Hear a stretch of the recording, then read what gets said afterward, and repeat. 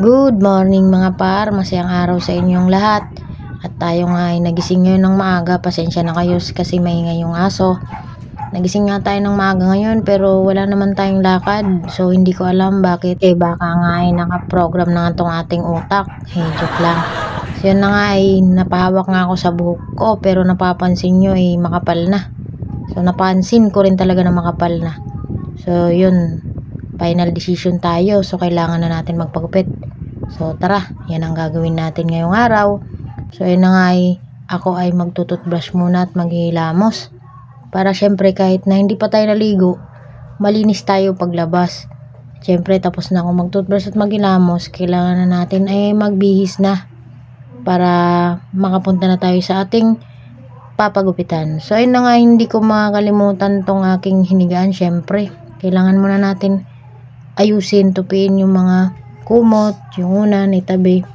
Para naman ay pagbalik ko ay konti na lang ang ating lilinisin. So tara na, let's G na para makapila tayo ng maaga sa barber shop. So tara.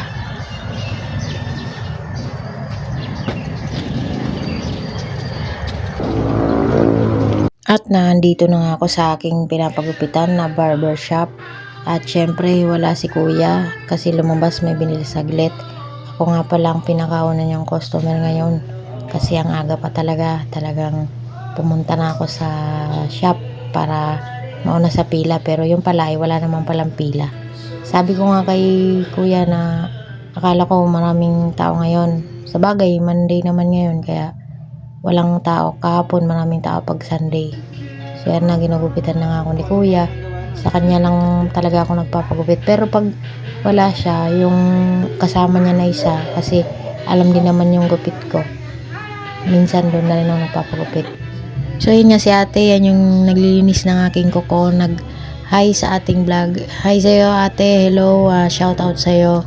So yan, mga next week siguro magpapalinis na naman tayo ng kuko.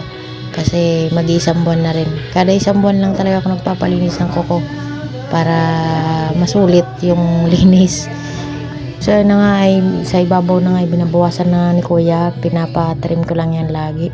So ayan na, tapos na nga ay kukuha na nga yan ng salamin si kuya para ipakita sa akin yung likod ng aking buhok kasi ganyan lagi siya, pinapakita niya sa akin kung okay na ba o ano.